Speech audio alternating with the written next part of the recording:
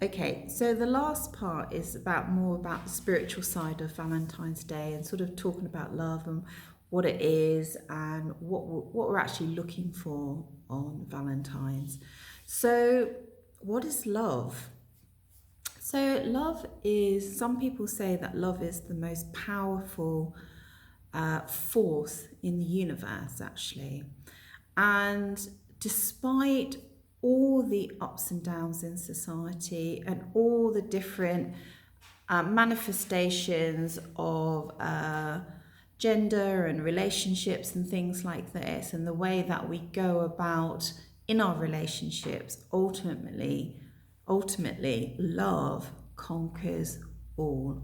And we're all looking for love. We all want to be loved by someone, and we all want to be with someone at some point in our life. Ideally, if it can work, it's one of the most, as I said, it's not only just one of the most powerful emotions in the universe or one of the most powerful energies in the universe.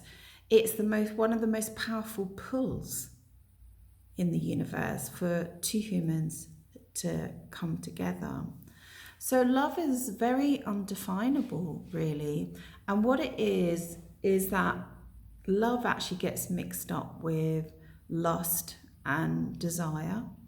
But love is something where you do feel it in your heart. It seems to come from this side of your body where your heart is. Well, your heart's more in the middle, but you can almost feel it. And it's just either this longing to be with someone, this deep connection that you don't want to be apart from this person more than any other person in the world. Which, if you think about it, that's like amazing. And, love can last a lifetime, and people generally only love once or twice in their life. Once or twice in like 60, 70, 80 years. And that's beautiful, isn't it? That's beautiful. So why is it so unique? And why is it that we know when we fall in love? What is it? We know when we fall in love.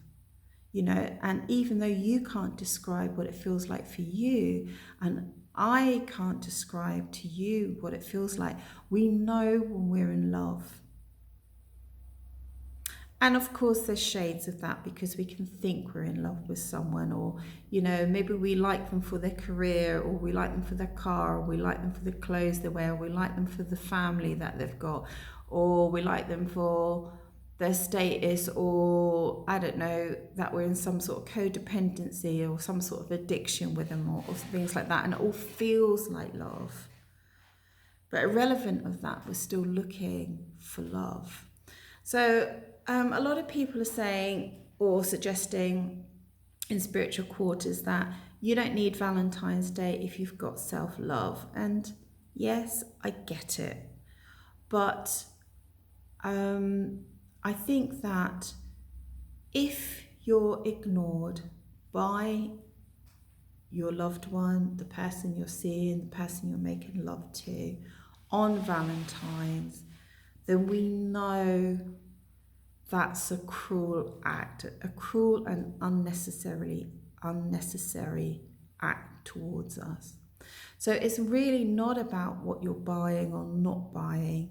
It's about the energy behind that. So we know if someone's not doing a gesture, but we still feel loved or appreciated or valued. And we also know if someone's not doing a gesture and we feel unappreciated and not valued and not loved. Okay, so it's not the gesture itself, it's what's behind that, and there's so many ramifications. And I really do question if self-love, which is a kind of a new term being bounded around, is sufficient enough to overcome maybe being completely alone and completely ignored on Valentine's Day. Because those people that are alone or in a relationship and ignored on that day, they feel it. Same as Christmas, for those people that are alone and don't have families and they're going to spend Christmas on their own, they feel it. So it's quite poignant in that way, because they're not being loved all year round and they're not being loved on that day. That's the point. That's the point. So yeah, I think my view has changed slightly. I feel like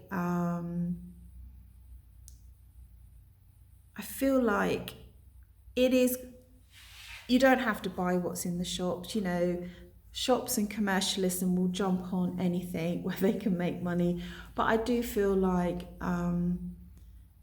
if you love someone, don't ignore them on Valentine's. Or if you like someone, or if you care for someone, or you want to, if you're invested in their happiness in any way, don't ignore them on Valentine's, because their own self-love might not just be enough to get them through that day, and it can sabotage an otherwise a nice union. So I'm not really up with the whole self-love. I don't think couples need to do anything on Valentine's, but I think that to keep sharing and expressing your love, be it any day, but especially on that day, because I think it's about does the person have the desire? Does the person have the, oh my God, this day is coming and I get the opportunity to do something a little bit out of the norm and hope that he or she will accept it. It's that sort of thing that's going on. So yeah, women, I belong to a lot of feminine groups and things like that, and yeah, women are pretty devastated if they don't hear from their partners, and that goes for any combination of gender or relationships. Okay, I think I'll leave it there.